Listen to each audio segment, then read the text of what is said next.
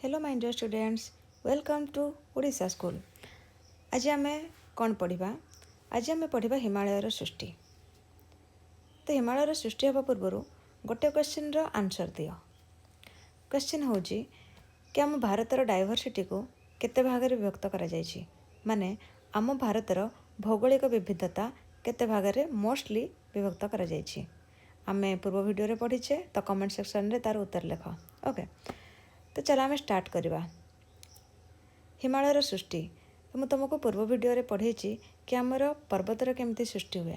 जो मैंने पूर्व वीडियो देखिन तो तुमने प्लीज पूर्व वीडियो देख, तुमको बहुत भलरे बुझा पड़ो कि आमर पर्वतर केमती सृष्टि हुए, माने पर्वत मान सब केमती सृष्टि हुए माने कौन तैयारी हुए है। तो हिमालयर सृष्टि माने हिमालय आमर केमती तैयारी होइछि, कारण हिमालय भी आमर गोटे पर्वत, बुझिल। तो आमर हिमालय पर्वत भी केमती तैयारी होइछि, आज आम से विषय पढ़ा। कौन आज जो हिमालय अच्छी आज जो भारत अच्छी किछि कोटि वर्ष पूर्वर कौन भारत एक्जाक्टली ये जगह ही थिला नाई। तो देखिबा कि केमिति आमर स्थल भाग केमिति आमर लैंड मास सबू अलग अलग जगार अलग अलग एबे हेगी अच्छी, किंतु गोटे दिन एमती भी थिला पूरा पूरा पृथ्वी रे गोटे भागर थिला स्थल और सबुतक भागर थिला कौन जल। तो आमे देखिबा केमिति धीरे धीरे एबे आमे जो पृथ्वी देखुचे से फॉर्म को आसीची। ओके, तो चलो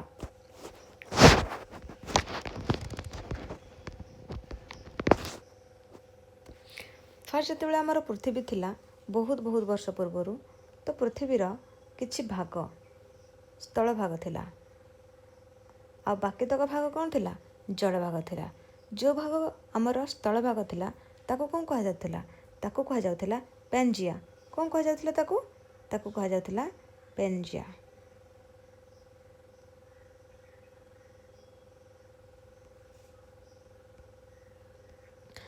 आउ जो भाग गुड़ाक जल भाग में परिपूर्ण थिला ताको कौन कहा जाउथिला, ताको कहा जाउथिला पांथालासा। कौन कहा जाउथिला, बुझिपारल। स्थल भाग को कौन कहा जाउथिला पेंजिया और जल भाग को कौन कहा जाउथिला पांथालासा, बुझिपारल।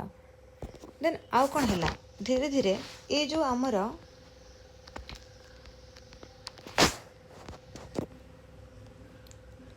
स्थल भाग थिला से सबू दुई भाग में विभक्त है।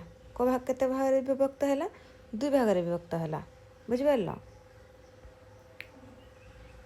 ये गोटे भाग में आउ ये गोटे भाग में विभक्त है।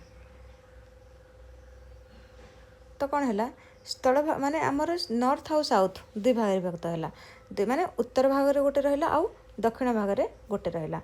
और जो दक्षिण भाग में जो जगटा रहा ताको कौन कहा जाउथिला, ताको कहा जाउथिला गोंडवाना लैंड।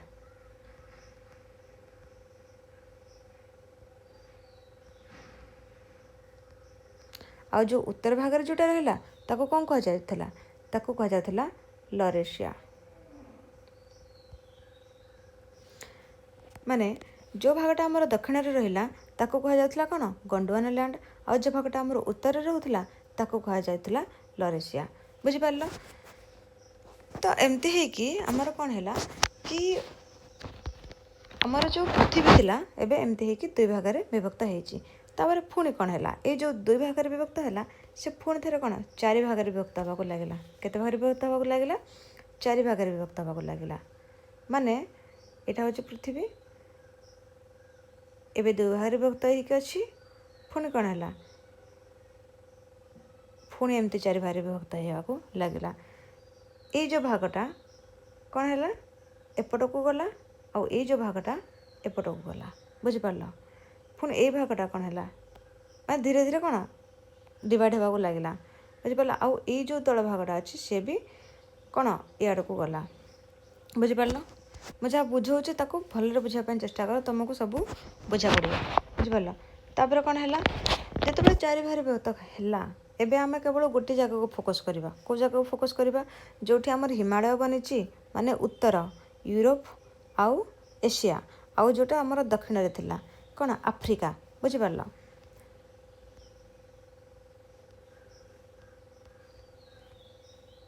तो एबे कौन है ଯେତେବେଳେ ଆମର ଡିଭାଇଡ଼ ହେଲା ପରେ ଇଏ ହେଉଛି ଆମର କ'ଣ ଆଫ୍ରିକା, ଇଏ ହେଉଛି କ'ଣ ଏସିଆ, ଏପର୍ଯ୍ୟନ୍ତ ଭାରତ ଆସିନି। ତ ଭାରତ କ'ଣ ହେଇଛି, ଭାରତ ଗୋଟେ ଜାଗାରେ ଏମିତି ଲାଗିକି ଥିଲା। କେଉଁଠି ଥିଲା? ଭାରତ ୟା ସହିତ ଲାଗିକି ଥିଲା, ଯାହାର ଗଣ୍ଡୱାନା ଲ୍ୟାଣ୍ଡ ଯେଉଁ ଅଛି ଆମର ଲ୍ୟାଣ୍ଡ ମାସ୍, ତାହାର କ'ଣ ତାର ପାର୍ଟ ଥିଲା, ବୁଝିପାରିଲ। ତ ଧୀରେ ଧୀରେ ମାନେ 71 ନିୟୁତ ବର୍ଷ ପୂର୍ବରୁ ସେ ଧୀରେ ଧୀରେ କ'ଣ ହେଲା, ଉପରକୁ ଉଠିବା ପାଇଁ ଲାଗିଲା, ବୁଝିପାରିଲ। କିଛି ବର୍ଷ ପୂର୍ବରୁ ଏଇଠି ଥିଲା, ପୁଣି କିଛି ବର୍ଷ ପୂର୍ବରୁ ଏଇଠି ଗଲା, କିଛି ବର୍ଷ ପୂର୍ବରୁ ପୁଣି କ'ଣ ହେଲା, ଏଇଠି ଗଲା। ଧୀରେ ଧୀରେ ଯାଇକି ୟା ସହିତ କ'ଣ ମାଡ଼ ହେଲା, ୟା ସହିତ କ'ଣ ଧକ୍କା ହେଲା, ବୁଝିପାରିଲ। ଯେତେବେଳେ ୟା ସହିତ ଧକ୍କା ହେଲା ଆମର କ'ଣ ଇଣ୍ଡିଆ, ତ ଏବେ ଇଣ୍ଡିଆ ଯାଇକି ୟା ସହିତ ମିଶିଲା, ବୁଝିପାରିଲ। କାହା ସହିତ ମିଶିଲା? ଇଣ୍ଡିଆ ଯାଇକି ୟା ସହିତ ମିଶିଲା, ମାନେ ଋଷିଆ ମାନେ ୟୁରୋପ ସହିତ, ୟୁରୋପ ଆଉ ଏସିଆ ଯେଉଁ ଅଛି ତାକୁ ୟୁରେସିଆ ବି କୁହାଯାଏ, ତା ସହିତ ଯାଇକି କ'ଣ ଧକ୍କା ହେଲା। ଯେତେବେଳେ ଧକ୍କା ହେଲା ଏଇ ଉପର ଭାଗଟା ଉପରକୁ ଉଠିଗଲା। କେଉଁ ଭାଗଟା? ଏଇ ଉପର ଭାଗଟା ଉପରକୁ ଉଠିଗଲା। ମୁଁ ତୁମକୁ ପୂର୍ବ କ୍ଲାସ୍ରେ ବି ପଢ଼େଇଛି, ପୂର୍ବ ଭିଡ଼ିଓ ମାନଙ୍କରେ ବି ତୁମେ ଦେଖିବ। କ'ଣ ହେଲା, ଯେତେବେଳେ ଆମେ ଗୋଟିଏ ଜାଗାକୁ ମାନେ ଏମିତି ଖିସକ ମାନେ କ'ଣ ମାନେ ଏମିତି ସ୍ଲାଇଡ଼ କରିକା ନେବା, ତାହେଲେ ଆଉ ଗୋଟେ ଜାଗା କ'ଣ ଅଟୋମେଟିକାଲି ଉପରକୁ ଉଠିକା ଯିବ। ତ ଆମର ଯେତେବେଳେ ଇଣ୍ଡିଆ ଯାଇକି ୟା ସହିତ ଧକ୍କା ହେଲା, ତ ସେମିତି ହେଲା ଆମର ହିମାଳୟ ପର୍ବତ କ'ଣ ଉପରକୁ ଉଠିଗଲା। ଆଉ ଏଇ ଯେଉଁ ତଳ ପାର୍ଟଟା ରହିଗଲା ତାକୁ ଆମେ କ'ଣ କୁହାଯାଏ? ଇଣ୍ଡିଆନ୍ ପେନିନସୁଲା, ଯେଉଁଠି ଆମର ଭାରତର କ'ଣ ପୁରା ମାନେ ମହାନଦୀ ଗଙ୍ଗା ନଦୀଠୁ ନେଇକି ତଳ ପର୍ଯ୍ୟନ୍ତ ଯେତିକି ଅଛି ଆମର କ'ଣ ସାଉଥରେ ଯାଉଛି, ଆଉ ଉପର ନର୍ଥ ଯେଉଁ ଅଛି ତାକୁ ହିମାଳୟ ପାଖାପାଖି ଅଞ୍ଚଳ ସହିତ ଯାଉଛି। ଏବେ ତୁମମାନେ ବୁଝିପାରିଲ କି ମାନେ ଆମର ହିମାଳୟ ପର୍ବତ କେମିତି ସୃଷ୍ଟି ହେଲା। ହିମାଳୟ ପର୍ବତ ମାନେ ଭାରତ କ'ଣ ହେଇଛି, ଭାରତ ଧୀରେ ଧୀରେ ଯେତେବେଳେ ଉପରକୁ ଗଲା ସେତେବେଳେ କ'ଣ ହେଲା, ହିମାଳୟ ପର୍ବତ ସୃଷ୍ଟି ହେଲା, ବୁଝିପାରିଲ। ଫାଷ୍ଟ କ'ଣ ଥିଲା? ଫାଷ୍ଟ ପୁରା ଗୋଟେ ଜାଗାରେ ଥିଲା, ବୁଝିପାରିଲ। ଫାଷ୍ଟ ଗୋଟେ ଜାଗାରେ ପାର୍ଟ ଥିଲା, ଦେନ୍ କ'ଣ ହେଲା, ଦେନ୍ ଧୀରେ ଧୀରେ ସେ କ'ଣ ହେଲା, ଦୁଇ ଭାଗରେ ବିଭକ୍ତ ହେଲା। ଦୁଇ ଭାଗରୁ କ'ଣ ହେଲା, 4 ଭାଗରେ ବିଭକ୍ତ ହେଲା। 4 ଭାଗରେ ବିଭକ୍ତ ହେଇକି କ'ଣ ଆମର ଗଣ୍ଡୱାନା ଲ୍ୟାଣ୍ଡରୁ ଧୀରେ ଧୀରେ ଯାଇକି କ'ଣ ଉପରେ ଯାଇକି ୟୁରେସିଆ ସହିତ ମାନେ ଲରେସିଆ ସହିତ ମାଡ଼ ହେଲା, ମାନେ ଧକ୍କା ହେଲା। ଲରେସିଆ ସହିତ ଧକ୍କା ହେବା ଫଳରେ କ'ଣ ହେଲା, ହିମାଳୟ ପର୍ବତର ଉପର ପାର୍ଶ୍ୱ ଏମିତି ଭାଙ୍ଗି ହେଇକି ଉପରକୁ ଉଠିଗଲା, ଯାହାକୁ ଆମେ ହିମାଳୟ ବୋଲି ଆଜି ଦେଖୁଛେ। ତ ହିମାଳୟ ଏବେ ବି ବଢ଼ୁଛି, ଆମେ ସେ ବିଷୟରେ କ'ଣ ଆଗକୁ ପଢ଼ିବା। ଓକେ, ଏବେ ତୁମମାନେ ବୁଝିପାରିଲ ନା ହିମାଳୟ କେମିତି ସୃଷ୍ଟି ହେଲା। ଭିଡ଼ିଓକୁ ଆଉ ଥରେ ଦେଖ ଯଦି ନ ବୁଝିପାରୁଛ। ତ ହିମାଳୟର ସୃଷ୍ଟି କେମିତି ହେଲା, ଏଇଟା ଇଣ୍ଟରେଷ୍ଟିଂ କାହାଣୀ ଆମର ଏଇ ବହିରେ ଅଛି। ତ ନିୟୁତ ବର୍ଷ ପୂର୍ବରୁ କ'ଣ ହେଲା, ନିୟୁତ ବର୍ଷ ପୂର୍ବରୁ ଭାରତ ଗଣ୍ଡୱାନା ଲ୍ୟାଣ୍ଡ ନାମକ ଏକ ବିଶାଳ ଭୂଭାଗର ଅଂଶ ଥିଲା। ମୁଁ ଯେମିତି କହିଲି ବିଶାଳ ଭୂଭାଗର କ'ଣ ଅଂଶ ଥିଲା, ଯାହାକୁ କ'ଣ କୁହାଯାଉଥିଲା, ଗଣ୍ଡୱାନା ଲ୍ୟାଣ୍ଡ ବୋଲି କୁହାଯାଉଥିଲା। ଏହା ଆଫ୍ରିକା ମହାଦେଶର ପଡ଼ୋଶୀ ଥିଲା। ଏବେ ଭାରତର ପଡ଼ୋଶୀ କ'ଣ କ'ଣ ସବୁ ଅଛନ୍ତି, ଚାଇନା, ପାକିସ୍ତାନ ଏସବୁ ଅଛନ୍ତି ନା ନାହିଁ। କିନ୍ତୁ ଚାଇନା ଆଗରୁ କ'ଣ ସି ସୋର୍ ପାଖରେ ଥିଲା, ମାନେ ସମୁଦ୍ରର ଆନନ୍ଦ ନେଉଥିଲା। କିନ୍ତୁ ବିଚାରା ଚାଇନାକୁ ଏବେ କ'ଣ ଯେଉଁ ଭାଗରେ ଏବେ ହିମାଳୟ ଅଛି ସେ ଭାଗରେ ଲୋକମାନଙ୍କୁ କ'ଣ ସମୁଦ୍ର ମିଳୁନି। ତ ଏମିତି ହେଇଛି। ତାପରେ ପରବର୍ତ୍ତୀ ସମୟରେ ଭାରତ ମୁଖ୍ୟ ଭାଗରୁ ବିଚ୍ଛିନ୍ନ ହେଲା ଏବଂ ଧୀରେ ଧୀରେ ଉତ୍ତର ଦିଗକୁ ଅଗ୍ରସର ହେଲା। ତୁମମାନେ ଦେଖିପାରୁଥିବ ଦକ୍ଷିଣରୁ ଉତ୍ତର ଭାଗକୁ କ'ଣ ଅଗ୍ରସର ହେଉଛି। ପ୍ରାୟ 50 ନିୟୁତ ବର୍ଷ ପୂର୍ବେ, ମାନେ 50 ନିୟୁତ ମାନେ କ'ଣ 5 କରୋଡ଼ ହେବ। 5 କରୋଡ଼ ବର୍ଷ ପୂର୍ବରୁ ୟୁରେସିଆ ମାନେ ୟୁରୋପ ଆଉ ଏସିଆ ଭୂଭାଗର ନିକଟବର୍ତ୍ତୀ ହେଲା ଏବଂ ଏହା ସହିତ ଧକ୍କା ଖାଇଲା, ବୁଝିଲ। ୟୁରେସିଆ ଭୂଭାଗକୁ ଠେଲିବା ଯୋଗୁଁ ତୁମେ ସ୍ଥଳଭାଗ କୁଞ୍ଚିତ ହୋଇ ଉର୍ଦ୍ଧ୍ୱଗାମୀ ହେଲା। ମାନେ କୁଞ୍ଚିତ ହେଇଯିବା ମାନେ କ'ଣ, କୁଞ୍ଚ ହେଇଯିବା, ଏମିତି ଉପରକୁ ଉଠିଯିବା ହେଲା, ଉର୍ଦ୍ଧ୍ୱଗାମୀ ହେଲା। ଉର୍ଦ୍ଧ୍ୱଗାମୀ ମାନେ ଉପରକୁ ଉଠିଲା। ଏହି ପ୍ରକ୍ରିୟାକୁ କ'ଣ କୁହାଯାଏ, ଏହି ପ୍ରକ୍ରିୟାକୁ ଏକ ଗାଲିଚା ଠେଲିବା ଯୋଗୁଁ ସେଥିରେ ପଡ଼ୁଥିବା ଭାଙ୍ଗ ସହିତ ତୁଳନା କର। ଯେମିତିକି ମୁଁ ତୁମକୁ ପୂର୍ବରୁ କହିଥିଲି ସେଇ ଟାଇପ୍ର କିଛି ଇମାଜିନ୍ କର, ତୁମେ ଜାଣିପାରିବ। ଏହିପରି ଭାବେ ବିଶାଳ ହିମାଳୟ କ'ଣ ପର୍ବତ ସୃଷ୍ଟି ହେଇଛି। ଆଶ୍ଚର୍ଯ୍ୟର କଥା ହେଉଛି କି ଏବେ ଭାରତ ଏବେ ବି ଧୀରେ ଧୀରେ କ'ଣ ହେଉଛି, ତ ଭାରତ ଏବେ ବି କ'ଣ ହେଉଛି, ଧୀରେ ଧୀରେ ଉତ୍ତରସ୍ଥ ଏସିଆ ଦିଗରେ ଅଗ୍ରସର ହେଉଛି। ଏହି ଚଳନ ବାର୍ଷିକ ପ୍ରାୟ 5 ସେଣ୍ଟିମିଟର ହାରରେ ହୋଇଥାଏ। ମାନେ ବର୍ଷକୁ କ'ଣ ହୁଏ, ଇଏ 5 ସେଣ୍ଟିମିଟର କ'ଣ ହିସାବରେ ମାନେ ଉପରକୁ ଉଠେ। ଏବେ ବି ମାନେ ମୁଭମେଣ୍ଟ ଚାଲିଛି ତଳୁ, ବୁଝିପାରିଲ। ମୁଭମେଣ୍ଟ ମାନେ ଏବେ ବି ସେଇ ପ୍ରକ୍ରିୟା ଲାଗୁ ଅଛି। ସେଇଥିପାଇଁ ଏବେ ବି ହିମାଳୟ ବଢ଼ୁଛି। ତୁମମାନେ ଛୋଟବେଳୁ ସବୁ କହିବା ପାଇଁ କିଏ ଶୁଣିଥିବ, ମୁଁ ତ ଛୋଟବେଳେ ବିଶ୍ୱାସ କରେନି ଏଇସବୁ ଜିନିଷ କରୁନଥିଲି। କିନ୍ତୁ କାହିଁକିନା ଆମେ ଏତେ ବି ଆଡ଼ଭାନ୍ସ ନଥିଲେ ନା ସେଇ ଟାଇମ୍ରେ, କୁହାଯାଏ କି ପର୍ବତ ବଢ଼ୁଛି ବୋଲି। କିନ୍ତୁ ପର୍ବତ କେମିତି ବଢ଼ୁଛି ତା'ର ଆନ୍ସର କେହି ଦେଇପାରୁନଥିଲେ। ତ ମୁଁ ଏବେ ବୁଝିପାରୁଛି କି ପର୍ବତ କେମିତି ବଢ଼େ, ବୁଝିପାରିଲ। ଏହି ଚଳନ ପ୍ରକ୍ରିୟା ବର୍ଷକୁ ପ୍ରାୟ 5 ସେଣ୍ଟିମିଟର ହାରରେ ହୋଇଥାଏ। ଏହା ଆମ କେଶର ବୃଦ୍ଧି ହାରଠାରୁ ମଧ୍ୟ କମ୍, ମାନେ ଆମ ଚୁଟି ଯେତିକି ହିସାବରେ ବଢ଼ୁଛି ତାଠୁ ବି କମ୍, କିନ୍ତୁ ମୁଭମେଣ୍ଟ ତ ହୁଏ। ଏହାର ଅର୍ଥ ହିମାଳୟର ଉଚ୍ଚତା ଏବେ ବି ବୃଦ୍ଧି ପାଉଛି। ଏହି ବୃଦ୍ଧି ହାର ଅତ୍ୟନ୍ତ ନଗଣ୍ୟ ଏବଂ ବର୍ଷକୁ ପ୍ରାୟ 5 ମିଲିମିଟର, ବୁଝିପାରୁଛ, ଯେତିକି ବଢ଼ୁଛି ସେ ବର୍ଷକୁ କ'ଣ ମାତ୍ର 5 ମିଲିମିଟର ହିସାବରେ ହିଁ ବଢ଼ୁଛି। ତେବେ ଏକ ନିୟୁତ ବର୍ଷରେ ଏହାର ଉଚ୍ଚତା 5 ମିଟର ପର୍ଯ୍ୟନ୍ତ ବୃଦ୍ଧି ପାଇବ। ମାନେ ଗୋଟେ ନିୟୁତ ବର୍ଷରେ ଯେତେବେଳେ ହେଇଯିବ ତାର କ'ଣ ଗୋଟେ କରୋଡ଼ ହିସାବ, ତ ଗୋଟେ କରୋଡ଼ ବର୍ଷରେ ତ କ'ଣ 5 ମିଟର ପର୍ଯ୍ୟନ୍ତ ବୃଦ୍ଧି ପାଇବ। ବୁଝିପାରିଲ? ଏବେ ତୁମମାନେ ବୁଝିପାରିଲ ହିମାଳୟ କ'ଣ ଥିଲା। ମୁଁ ତୁମମାନଙ୍କୁ ଆଉ ଥରେ ରିଭାଇଜ୍ କରାଇ ଦେଉଛି। ହିମାଳୟ କ'ଣ ଥିଲା? ହିମାଳୟ ମାନେ ଆମର ପୃଥିବୀ ହିସାବରେ ପୃଥିବୀ ଆଗରୁ ଟୋଟାଲି ଗୋଲ ଥିଲା, ମାନେ ଟୋଟାଲି 2ଟି ଭାଗରେ ଥିଲା। ମାନେ ଗୋଟେ ହେଉଛି ସ୍ଥଳ, ଗୋଟେ ଭାଗ ଜଳ। ସ୍ଥଳ ଭାଗକୁ କ'ଣ କୁହାଯାଉଥିଲା? ସ୍ଥଳ ଭାଗକୁ କୁହାଯାଉଥିଲା କ'ଣ ପେଞ୍ଜିଆ, ଆଉ ଜଳ ଭାଗକୁ କ'ଣ କୁହାଯାଉଥିଲା? ତାକୁ କୁହାଯାଉଥିଲା ପାନ୍ଥଲାସା। ବୁଝିପାରିଲ? ପେଞ୍ଜିଆ କ'ଣ ହେଲା? 2 ଭାଗରେ ଭାଗ ହେଲା। ଗୋଟେ ହେଉଛି ଗଣ୍ଡୱାନା ଲ୍ୟାଣ୍ଡ, ଯେଉଁଟାକି ସାଉଥରେ ରହିଲା, ମାନେ ଦକ୍ଷିଣରେ ରହିଲା, ଆଉ ଗୋଟେ ହେଉଛି ଲରେସିଆ, ଯେଉଁଟାକି ଉତ୍ତରରେ ରହିଲା। ବୁଝିପାରିଲ? ପୁଣି କ'ଣ ହେଲା? ଗଣ୍ଡୱାନା ଲ୍ୟାଣ୍ଡର କିଛି ପାର୍ଟ, ଯେଉଁଟାକି ଭାରତ କ'ଣ ଥିଲା? ଗଣ୍ଡୱାନା ଲ୍ୟାଣ୍ଡ ମାନେ ଆଫ୍ରିକା ପାଖରେ ଲାଗି ହେଇକି ଥିଲା। ତ ଧୀରେ ଧୀରେ କ'ଣ ହେଲା? ଲଗଭଗ 7 କରୋଡ଼ ବର୍ଷ ପୂର୍ବରୁ ଧୀରେ ଧୀରେ ଇଣ୍ଡିଆ କ'ଣ ହେଲା? ଉପରକୁ ଉଠିବାକୁ ଲାଗିଲା। ବୁଝିପାରିଲ? ଉପରକୁ ମାନେ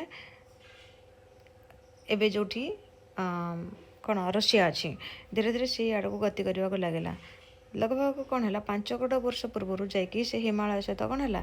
ମାନେ ୟୁରୋପ, ଏସିଆ, ରଷିଆ ସହିତ ଯାଇକି କ'ଣ ହେଲା? ଧକ୍କା ହେଲା। ଧକ୍କା ହେବା ଫଳରେ କ'ଣ ହେଲା?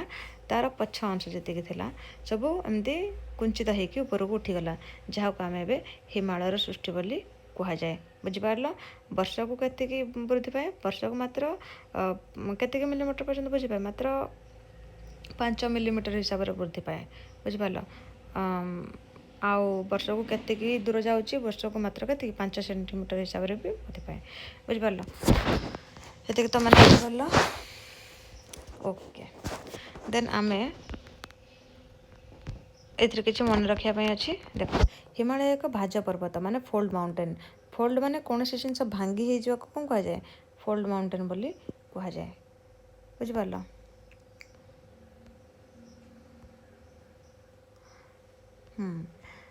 ହିମାଳୟ କ'ଣ? ହିମାଳୟ ହେଉଛି ଗୋଟେ ଫୋଲ୍ଡ ମାଉଣ୍ଟେନ୍। ଦେନ୍ ଟେଥିସ୍ ସାଗର ପଲ୍ଲୀରୁ ହିମାଳୟର ସୃଷ୍ଟି ହେଇଛି।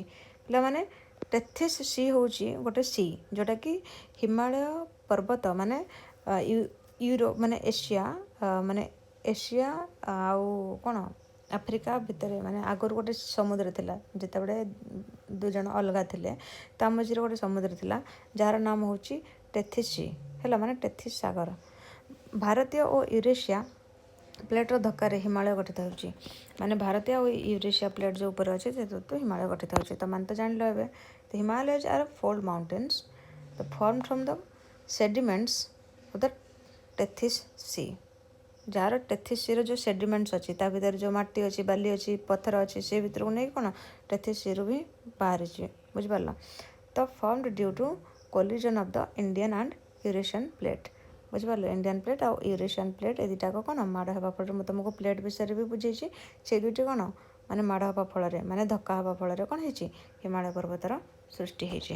ଏତିକି ବୁଝିପାରିଲ ତୁମମାନେ? ତୁମମାନଙ୍କ ପାଇଁ ଏଠି ଗୋଟେ ନୋଟ୍ସ ବନେଇ ଦେଇଛି। ତୁମମାନେ ଆଗକୁ କ'ଣ କରିବ? ଲେଖିପାରିବ, ରିଭିଜନ୍ କରିପାରିବ। ଯେମିତିକି ନିୟୁତ ବର୍ଷ ପୂର୍ବରୁ ଭାରତ ଗଣ୍ଡୱାନା ଲ୍ୟାଣ୍ଡ ନାମକ ବିଶାଳ ଭୂଖଣ୍ଡର ଅଂଶ ଥିଲା। ଆଫ୍ରିକା ମହାଦେଶର ପୂର୍ବ ଭାଗରେ ଅବସ୍ଥିତ ଥିଲା। କେଉଁ ଭାଗରେ ଥିଲା? ଆଫ୍ରିକା ମହାଦେଶର ପୂର୍ବ ଭାଗରେ ଅବସ୍ଥିତ ଥିଲା, ମାନେ ଏଇ ସାଇଡ଼୍ରେ ଥିଲା। ଯଦି ଏଇଟା ଆଫ୍ରିକା, ତାହେଲେ ପରବର୍ତ୍ତୀ ସମୟରେ ଭାରତ ଭୂଖଣ୍ଡ ବିଚ୍ଛିନ୍ନ ହୋଇ ଏକାକୀ ଭାବେ ଉତ୍ତର ଦିଗକୁ କ'ଣ ଅଗ୍ରସର ହେଲା। ପ୍ରାୟ 40 ନିୟୁତ ବର୍ଷ ପୂର୍ବରୁ, ମାନେ 40 ଆଉ 50 ସେମିତି କିଛି, ମାନେ ଜୋଗ୍ରାଫିରେ ତୁମମାନେ କିଛି ଫିକ୍ସ ଟାଇମ୍ ପିରିୟଡ଼ ପାଇବନି। ବୁଝିପାରିଲ? କିଛି ନା କିଛି, ଆଉ ଯେଉଁ କରୋଡ଼ କରୋଡ଼ ବର୍ଷ ସେ ବହୁତ ଅଧିକ ହେଇଗଲାଣି। ବୁଝିପାରିଲ? ଆମର 1 ବର୍ଷକୁ ଇମାଜିନ୍ କର ଆଉ କରୋଡ଼ କରୋଡ଼ ବର୍ଷକୁ ଇମାଜିନ୍ କର। ତ ସେଥିପାଇଁ ଜୋଗ୍ରାଫିରେ ଏସବୁ ଜିନିଷକୁ ଏତେ ଧ୍ୟାନ ଦିଆଯାଏନି। ଫେର୍ ଗୋଟେ ମାନେ ଲଗଭଗ ତୁମେ ଏତିକି ଆଭରେଜ୍ ହିସାବରେ ତୁମେ ମନେ ରଖିପାରିବ। ତ ଶକ୍ତିଶାଳୀ ଟେକ୍ଟୋନିକ୍ ଚାପ ଯୋଗୁଁ ଉଭୟ ଭୂଖଣ୍ଡ ମଧ୍ୟରେ କ'ଣ ଧକ୍କା ହେଲା। ବୁଝିପାରିଲ? ଧକ୍କା ହେଲା। ତା ଏହିପରି ପ୍ରକ୍ରିୟାରେ ବିଶାଳ ହିମାଳୟ ପର୍ବତ କ'ଣ ସୃଷ୍ଟି ହେଲା। ଆଇସବର୍ଗ କିମ୍ବା ଭାସୁଥିବା ବରଫଖଣ୍ଡ ପରି ଭାରତ ଭୂଖଣ୍ଡ ଏବେ ବି ଧୀରେ ଧୀରେ उत्तर को अग्रसर होउछे जेमति कि तुम माने देखिथिबो आइसबर्ग समुद्र भितर बहुत बड़ बड़ जितेबले बरफ भासे बेसिकली सी जगह मानक देखा जमती कि अंटार्कटिका आर्कटिक ये सब जगह तो माने देखिथिबो केतेबले इमेज देखिथिबो बुझिपारे। यही कारण हिमालय उच्चता एवं भी वृद्धि पाଉଛି। वर्तमान हिमालय प्रति वर्ष 5 मिलीमीटर हार उच्च होउछि एवं यार हार बढ़िले 10 लाख माने 1 मिलियन वर्ष हिमालय उच्चता प्राय 5 मीटर वर्ष वृद्धि पाइब। अलग अलग जगह अलग अलग टिके अछि किंतु हाँ एतिक तुम मैंने कौन मन रखी पार बुझिपार। देख ये हूँ तुम इंग्लिश नोट्स या भी तुम मैंने टिके आ सहित भी आक्वेंटेड रहिबो प्रोसेस केमती है बुझिपार। Part of huge land mass Gondwana land east of the African continent. The Indian landmass separated and moved northward about 40 million years ago. It comes close to the Eurasian, Europe plus Asia landmass. Due to strong tectonic pressure, कौन कहा जाए tectonic pressure जितेबाला दुईटी plate परस्पर मध्य धक्का हुआ कह जाए टेक्टोनिक प्रेसर बुझिपार। collision occurred between the two landmass बुझिपार। in the process sediments layers deposit in the Tethys Sea were uplifted माने भितर जो सागर थिला एटा कोन uplifted हो गला माने ऊपर को उठी गला बुझिपार त माने। thus the great Himalayas mountains range were formed then Himalaya कोन हला mountain range formation हला and like iceberg जमती समुद्र भितर गोटे आइसबर्ग होते पे आइसबर्ग ऊपर जी देखा जाए तार 90% तले थाए बुझिपार। ये हूँ समुद्र ये हूँ कौन तुम आइसबर्ग ये हिसाब से तुम मैंने देखिपर। Because of this the height of the Himalayas is increasing जेहेतु यार सेडिमेंट जब भी अच्छी धीरे धीरे कौन ऊपर को उठा लगुच। At present Himalayas are rising at the rate of about 5 millimetres per year बुझिपार। At this rate the height of the Himalayas will increase by about 5 meters in 1 million years बुझिपार। तो हिमालय सृष्टि आम आज पढ़ले देन आम पढ़ा हिमालय अच्छी कौन कौन बुझिपार। ओके स्टूडेंट्स आज मु एतिक कंप्लीट करुँची। तो मत मन गोटे क्वेश्चन पचारि कौन पचारि क्वेश्चन मुख्यतः आमको केते भाग में व्यक्त कर कौन भारतर जो डायवर्सिटी अच्छी माने आमर भौगोलिक डायवर्सिटी अच्छी जी आम इंडिया भारतर भौगोलिक विविधता राइट से गुड़ाक तुम क्वेश्चन पचार मैंने कमेंट सेक्शन रे मत आंसर दियो आम नेक्स्ट वीडियो यार आंसर दवा। Okay so thank you students. वंदे उत्कल जननी जय हिंद।